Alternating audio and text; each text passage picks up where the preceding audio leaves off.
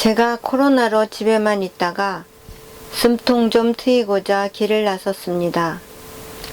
양평에서 원주를 지나는 길에 의병사진이 걸려있는 입간판을 보게 되었습니다. 멀게만 느껴졌던 의병사진인데 막상 대하고 보니 반가웠습니다. 제가 사학을 전공했고 교사로서 학생들과 항일 의병 활동에 대해 공부했던 것이 생각났습니다. 그래서 지금으로부터 의병 사진을 찍은 맥킨지라는 분의 발자취를 따라가 보고자 합니다.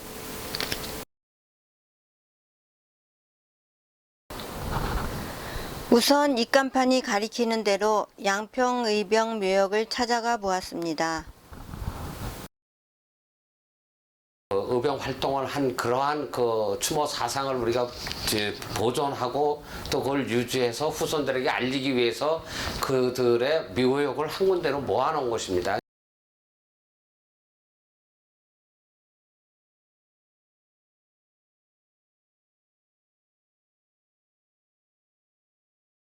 양평의병 추모비는 사생취하고 살신성인한 의병의 혼을 추모 선양하며 현창하고 기념하며 을미의병 발상비 및 의향으로서 주민 자긍심을 고취하고 의향 양평을 대내외에 널리 알림으로써 양평 의병 정신을 후세에 교육하는 장으로 활용할 목적으로 건립하였습니다.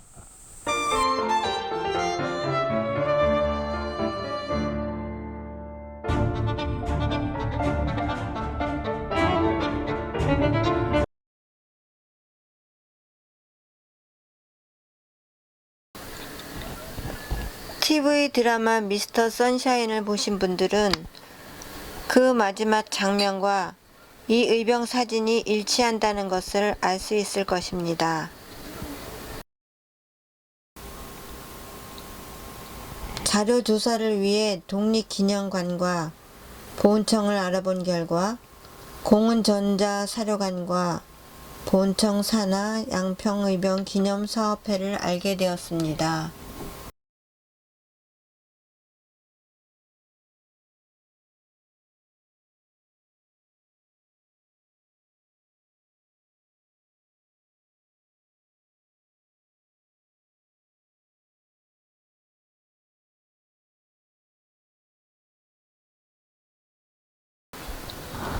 다음으로 의병에 대하여 시각적으로 잘 구성되어 있는 지평의병 지평리 전투기념관을 찾았습니다.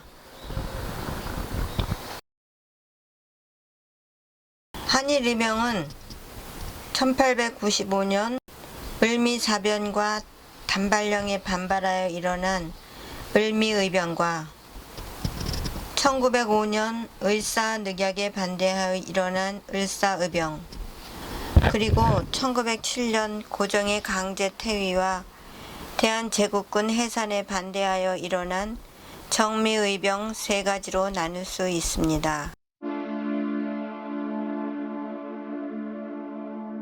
정미의병에 대한 기록은 일본의 기록 외에는 우리나라 기록은 전무한 상태에서 맥킨지의 조선의 비극에 나오는 사진들은 우리에게 의병에 대해 알려주는 귀정한 자료가 되는 것입니다.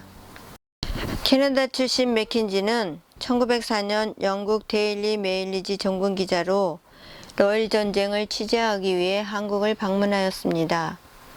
1906년 다시 한국에 와 1년 6개월가량 머무르며 항일 의병들의 활동상을 취재하였습니다. 1907년 양평에서 의병 사진을 찍었습니다.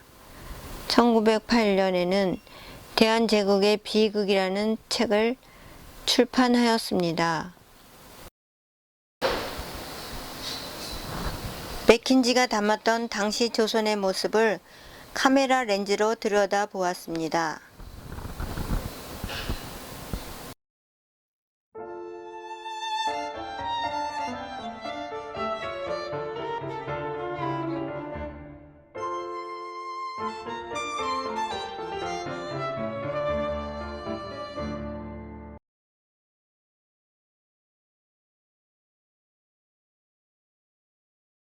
1907년 정미의병이 일어나게 된 원인은 일본에 의해 고종이 강제 퇴위하게 되고 대한제국 군대도 해산하게 되었기 때문입니다. 다음은 의병 활동을 연구하신 심철기 교수님을 만나러 근현대사 기념관을 방문하였습니다. 맥켄지가 서울을 떠난 이유는 맥켄지는 노예전쟁 당시 종군 기자로 일본군과 러시아의 전쟁을 취재를 했었죠. 그때 일본군의 모습은 질서정연하고 그리고 굉장히 규율이 갖춰져 있는 그런 군대로 인식되었고 이렇게 보여졌습니다. 그런데 서울에 있을 때 전해지는 이야기는 일본군에 의해서 수많은 민간인이 학살되고 있고 그런 소식들을 받다 보니까는 본인이 봤던 일본군과 그리고 현재 지금 소문으로 들어오는 일본군의 모습이 너무 달랐던 것이죠. 맥킨지는 서울을 떠나서 충주에 왔다가 이천에 들렀으며 다시 충주로 갔고 폐허가 된 제천을 보고 원주로 넘어갔습니다. 원주에 와보니 15 내지 20마일을 더 가야만 의병이 있다고 하였습니다. 원주에서 양평으로 넘어가는데 양평에서 원주로 넘어가는 그 사이에 우리가 뭐 송치, 솔치라고 얘기하는 곳이 있죠. 그것은 예전에도 관동대로라는 길이었던 것이죠. 그래서 강원 감사가 서울에서 원주로 부임할 때 지나갔던 길이었고 서울과 강원도를 연결하는 굉장히 중요한 도로였던 것이죠. 지금으로 얘기하면 뭐 영동고속도로 정도 되는 그런 길이라고 얘기할 수가 있고요. 그 길을 맥켄지가 넘어서 의병이 있다는, 의병을 만날 수 있다는 양평으로 갔던 것입니다.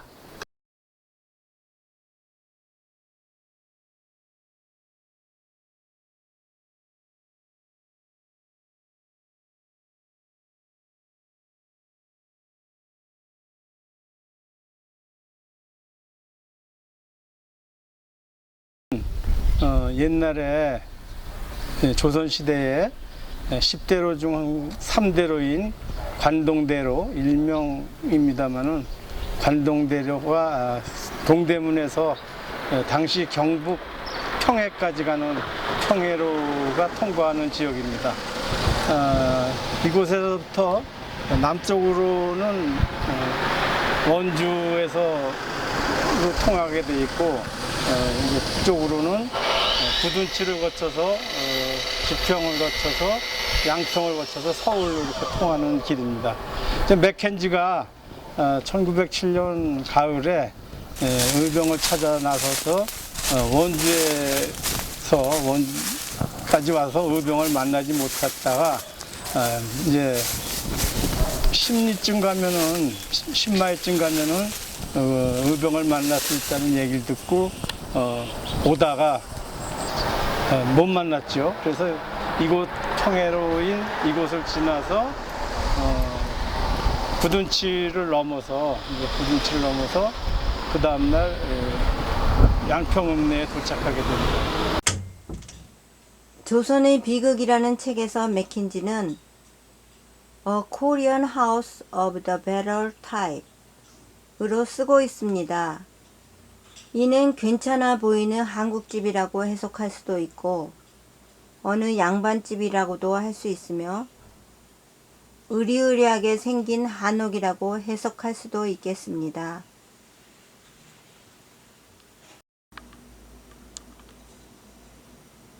맥킨지가 양근에서 실제로 묵은 집은 조선의 비극에 써 있는 대로 거리의 모든 상점은 방책이 쳐져 있었으며 라는 문장과 여인숙이 포장이 쳐져 있는 안뜰에 켜 있는 깜빡이는 한두 개의 촛불이 사령관의 수척한 얼굴을 비춰주고 있었다 라는 대목에서 양평 읍내의 시장한 한옥 숯불갈비집으로 추정해 볼 수 있다 하겠습니다.